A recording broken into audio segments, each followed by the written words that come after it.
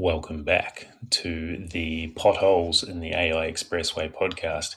We are doing part 2 of the Contracts and AI podcast with Gavin Shaw and John Sinclair. Where we left off, John was talking about bad actors using AI tools to do things they shouldn't, in short. All right, let's get back to it. With great power comes great responsibility. There is an element of, these tools can be used for bad acting. I kind of in this kind of philosophical quandary around the volume of data that comes out of AI tools and actually whoever reviews it, and most organizations then will receive it and put it in their own AI tool, and so humans never actually interact with the full volume of information. They just pass it from one tool to the next. I do think clients have the same opportunity. You can take your variation and push it through and say, well, is this valid or not? It comes down to, for my feeling anyway, it comes down to accuracy and consistency. So you have to be, the information has to be accurate. If it's making up variations or it's hallucinating and creating new stuff, then that becomes a real problem. And if it's asking for something which is just a pull, we saw one job recently where the specification it was for a that had no pull, but the specification had all the details for a pull lining. So you could imagine that an AI with that information would say, well, I'm raising the variation to include a pull. Well, there's never ever been a pull in the design. Someone has left the wrong specification in there. So you kind of it just becomes, I think it would become pretty farcical pretty quickly if that kind of approach was taken by people. I think, because right. I think you cite a good example, though, of the human abdicating their responsibility, right? And so at the end of the day, maybe this does link, Matt, back to the contracts where a principal typically has engaged an expert practitioner for their expertise, and they're engaging the consulting firm or the construction company under a consulting agreement. Should we call it a consultant who's the structural engineer, and the structural engineer is there to provide the structural engineering in accordance with their discipline. They might use AI to support them, but the human can't abdicate from that responsibility and say, well, I apologize on behalf of my AI that submitted a whole bunch of vexatious claims that I have nothing to do with. Commercial reality shapes behavior every day, and if that type of behavior comes out, then the commercial reality will hit that consultant quite quickly and they'll stop it. Yeah. So if a bad actor starts overusing AI to generate all sorts of nonsense, it's relatively easy to shut that down. And I suppose we see it already with contracts that are set up poorly, regardless of AI. If you have a deeply adversarial contractual relationship between two parties where they're each writing to each other via lawyers, they're going to choose to do that whether they're using an AI tool or not. So if parties enter into contract as though they are adversaries, then that's the experience you will get. If they enter into contract and try to be more relationship-based with the contract as a guide, then that's what you will get. And no amount of standardizing contracts is there to change the way humans choose to behave. True, it does change the pace, though. So that's right. You've got an adversarial relationship. Bad contract doesn't get better. That's kind of the golden rule there. But the pace changes quite considerably. Do we see any effects from the pace alone? Like I know of an example in the UK where some smart guy built a AI tool to do public hearing inputs on public consultations, and then enabled hundreds of thousands of people to send these documents into the local councils, and it just bunged up the whole process. It stopped it from moving simply by the fact of sheer volume of information. Is there anything in the contractual sort of setup that would enable that kind of play by a bad actor to be able to just bury the other side in volume? Certainly nothing from a standard contractual procedure. If I think about our standard consulting agreements or construction contracts, no, there's nothing that attempts to foresee the bad behavior we might see from people and write a clause against it. And in fact, any attempt to write a clause against bad behavior is typically going to backfire in some sense, because in my experience, when you start drafting clauses to reflect behaviors you've seen historically that you'd like to stamp out, you inevitably create more bad behaviors. So I should expect that while we might start to see the introduction of a few standard clauses to provision for certain things, I don't feel that we're going to have a complete rewrite to suddenly say that you're allowed to use technology as long as you're doing it for good. But if you start being a bit naughty, then somehow you're not allowed. Yeah, no, for sure. I think one I can think of in the construction space is the time allowance to respond for various different things. I can't think of any specific examples. I think there's time allowances for variations or for new claims or things like that. And if head contract, if the client only has a certain amount of time to respond, he might be put in a situation where he needs to up his resource to be able to respond to that. Yeah, so you're introducing a concept there of time bars, and in New Zealand contracts, I sort of refer to them as soft time bars, and that certainly in NZS 3910, our standard form of contract, we have the phrase an obligation to do things within 20 working days or as soon as practical thereafter, which is nice and vague. And that makes it soft, not hard. Other contracts around the world have a hard time bar that says get it in within 20 working days or your entitlement is gone. If it's that binary, then it goes both ways. The contractor will need to submit their claims within a timely manner and the principal will have to respond. There's pros and cons for both of those things, and I think AI will help you to be able to meet those timeframes. I think the key thing, like anything though, is that the human needs to take ownership for the output. We're really only talking about these AI tools in this context as an enabler to help you do your already commissioned role. And if that's the way we deploy them, then we're still taking ownership for them. Our liability and our risk profile, our insurance profiles really aren't hindered by the use of those products if we're still taking ownership for our own outputs. The blurriness comes where we start using AI tools as an actor in themselves, and that's the bit that is yet to come. But that's the more meaty question, where we move beyond using AI as large language models or data manipulators, and we actually have them embedded in features that are outputting design or embedding in ongoing operational aspects of an asset. That's getting more meaty, and that's where contractual response is going to be necessary. Right. Yeah, it's interesting. No? So you see, we like that concept of an agent that is doing things on your behalf in the background, either in a construction project or in an operational sense. There's a contractual change required for that scenario. Is that what you're saying, Gavin? I'm wondering. I'm saying yes, that there is likely to need to be a contractual response, but I wouldn't hazard a guess at what that is. And I could use the use of BIM and even three-dimensional design has been around for decades. The ability to design in 3 dimensions as a productivity tool has been promised to be something that will be sensational for a long time. Yep. But we still live in a contractual environment where designers, their business model is to sell a design for a fee and to not get it wrong. To protect themselves from getting it wrong, they have insurance, and the insurance is based on them outputting 2-dimensional designs that they can demonstrate they're verified. So often we've all seen this before, right? Yes, happy to work in a shared model, but I'll only be accountable for the 2-dimensional aspects, manifestation of my design. Because once you federate a model and everyone's contributing to it, you can't decide who made the error, right? So we haven't evolved the commercial model or the insurance regime to allow the real productivity gains from truly integrated use of a 3-dimensional model. So we've had the promise of a productivity gain, but the traditional insurance and commercial realities are holding it back as a constraint. And AI perhaps could threaten to fall into that same constraint where the technology moves forward unbounded, which is wonderful, but the commercial world that it resides in remains static. And that will be an opportunity lost, I should say. Yeah, that's a really interesting comparable. So we bring in BIM, and then there's been a lot of work to try and establish how to implement BIM in a federated way into projects. We have a whole BIM execution plan these days to try and bring all of those different pieces together. Has anyone seen an AI execution plan yet for a project? Not yet, no.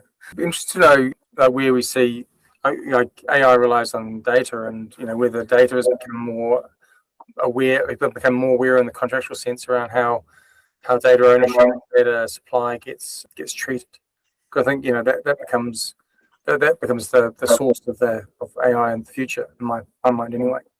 Yeah, well, I know in our typical consultant engagements, we have a clause for the IP to be able to jointly own it after the fact. The idea being that if we design one bridge, we should be able to leverage the connection design, say, onto the next bridge. But that clause was never set up for establishing foundation AI models. It doesn't say that I'm allowed to put, it doesn't say I can't, but it doesn't say that I can put that work into an AI model to then create that agent. Yeah. I definitely see that whole. With the autonomous AI agents, I think if you give the agent a business, a company name, a limited name, suddenly that AI agent is a legal person. And that could get... I think we're quite ready for that either. So I wonder if that legal entity can carry insurance for the mistakes that AI agent as a person generates. They're the sort of questions and challenges that the industry is going to need to grapple with. And I guess my parallel back to BIM is that designing in 3 dimensions accelerated at a great rate because the benefit of the technology was visible and palpable, and you could see the gains. So technology advanced, but the commercial environment didn't advance because there was no driver behind that, and so we ended up being paralyzed by that. And so I worry, for example, we all can talk to and see just how amazingly rapid the AI evolution is at the moment, and that's because it's tangible. We can see the monetary gains from it. Those firms are growing exploding at a great rate, and the use is really ramping up. But the conversation about how we might change the insurance environment and the contracting environment is not owned by someone who stands to gain the same way as someone who owns an AI company.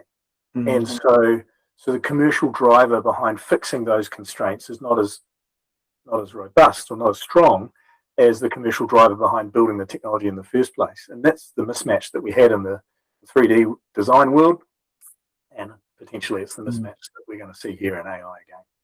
Yeah, I mean, at the foundation level, at the project by project level, a project has to be commercially viable right now with the technology that we have now. So they tend to be priced on what we can do now, and they tend not to have a lot of margin in them to make because of those facts. They don't have a lot of margin, which makes it very hard to progress new technology into today's projects. Yeah, I mean, I see that a lot in our live construction projects. People, like the capacity of people to take on new tools and think about doing something different, even if it might save them a lot of time, is very, very, very limited. I mean, I describe it, like people, they're hanging on to a runaway freight train, and they've got to ride it for 2 years, and they're not going to take one hand off the holding on to try something new. It's just not going to happen. So. Yeah. Well, not if you're on the hook for the commercial consequences. Yeah. And that's where I mentioned earlier that a lot of the expert practitioners that get independently commissioned to be part of a project team, we ended up with a highly fragmented team that is trying really hard to work as one team, but their commercial world is highly fragmented. And it's the models where we can get greater vertical alignment in the commercial model. Design and build is a step there, but it's still quite fragmented.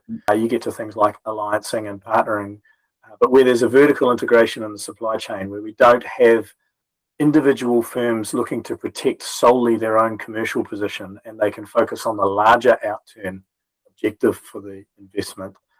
When we get that sort of vertical integration, then there's an opportunity to start breaking down some of the constraints that mean adopting technology in a slightly more risky way.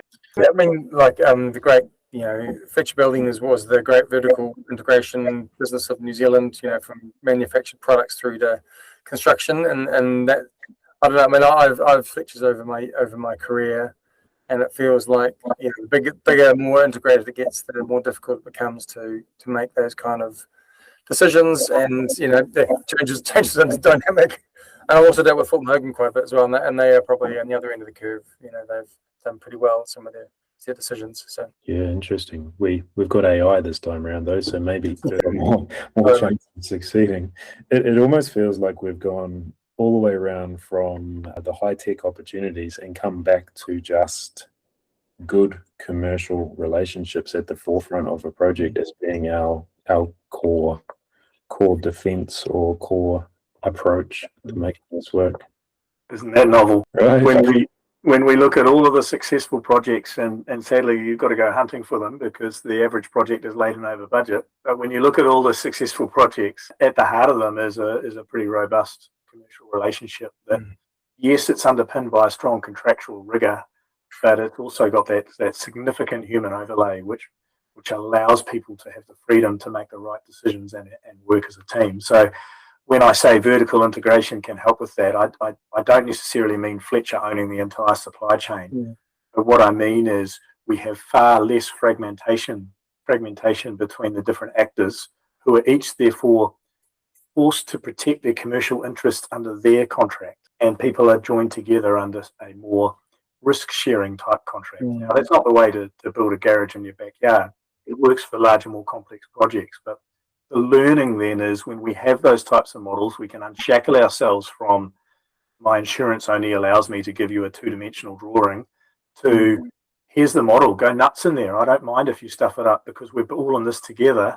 When we get that type of opportunity, then you capture innovation and you allow the use of tools. So there's some learnings to be had and why that works and how that can be replicated more consistently across the industry. There's a ways to go, isn't there? Like I can see that there's a lot of standard forms or standard plans that need to be developed to make this way work. There's a good corollary between a BIM model and an LLM model, and being able to decide on how to use it. Like it would be quite easy to imagine a contract where a model is defined for the project. We're using this model with this routine with these agents, and everyone's going to use that process. The same agent that writes the variation checks the variation. Like that would make those sorts of things really easy and really standardized. But that's the AI execution plan, which I don't see. That's very much on the drawing board at this stage. Yeah, very early days. And initially, at least, if that type of approach was as a supplementary tool to empower the practitioner who remained accountable, then we may not need contractual adjustments to respond to that. The second you start saying that agent is actually the actor who makes the decisions, then we're going to start messing with commercial realities. That transition's inevitable. Like it comes from being a bolt-on to the actual machinery versus, so yeah, do you think that's going to happen? I mean, based on your understanding of the sector? Yeah, I would probably say that's slightly outside of my swim lane, but the suggestion would be that a natural evolution might head in that direction. Yeah, but it would only head in that direction if we managed to resolve the commercial model constraint. And going back to, we still design in 3 dimensions and deliver outputs in 2 dimensions. Decades into the ability to design in 3 dimensions, we haven't resolved that. Yeah. So what are we going to do different with this this time round, based on the learnings of 3-dimensional design and BIM? Yeah. Yep. That one's right into the building code too. I don't know why I was looking at that the other day, but plans and specifications is defined in the building code as 2-dimensional documents. Like at that level, plans and specifications is what you're supposed to consent on. Like yeah, it's the ongoing challenge here. We've got these things that are moving at 1 million miles an hour, where they're changing week to week. Gemma Spark's the next cool one that I'm looking at. That's an autonomous agent that 24/7 can do my designs and reports while I'm sleeping, kind of a thing. And then we've got regulations which change at the pace of decades. Like these things. I think you're right, and I can't help but observe the structural problem that we have. I used the phrase "we" before. Until we solve this problem, well, who's we? Right. So there's plenty of people who are we designing cool technology and making money from it and putting it to market and innovating at a huge rate. But who is the we that will collectively but look for solutions to a commercial model evolution that will actually embrace this technology? Who is the we? And it's not government on their own. It could be industry, but industry is not represented by one industry body. It's represented in the mean, I heard this some years ago. There were 140 different associations in the engineering and construction sector. So that's 140 different firms. And they'll be broken down by the discipline that they represent, whether it's civil constructors or Institute of Quantity Surveyors.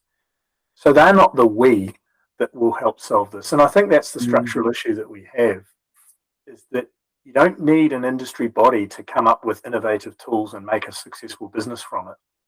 But we do need some way for the we to solve this shared problem, to get together and have a shared incentive to solve it. And that's a structural challenge I don't have the answer to, but I observe it to be a constraint. Yeah. At the moment, it's going to be the we on a project by project basis as we go. And we're going to find a cool new technology to use on the next project, and we'll be offering that to the client as a cost savings to win us the job or whatever. And then we'll have an example of one new thing that is done, and then on the next project, hopefully one more new thing. And do you think that's, I mean, I see that a bit as well, like tenders coming in and wanting innovation, and typically, being able to, the first time we use it, be able to predict the cost saving enough to offset whatever additional costs you add. It's quite hard. So there's a bit, there is kind of this, people avoiding adding new things on because it adds the price versus being able a proven saving to their overall cost. I think it's just kind of some ways a chicken and egg. You get stuck in this point where you can't add anything new because it adds a little bit extra price, and everything is price driven. So I did a trip to the States last year and visited a head contractor over there that was investigating new technologies and then selling those investigations across the country as a deliverable in its own right. Like, we've investigated the 4 different layout robots, and this is what we found, and this is how much they can reduce the price on. And then they were selling that information on. So that your next contractor could go, we know this is a 10% reduction or whatever. We know that. We don't have to take the risk. They were taking the new technology risk out by sharing it across the country. That's valuable. We've seen a bit of that. We tried to publish some stats around different technology and the value they generate. Just because it has to be part of that sharing process where you're saying, not just every company keeps it to themselves, but as an industry, you say, these technologies and these tools will benefit the project in this way, used in the right manner.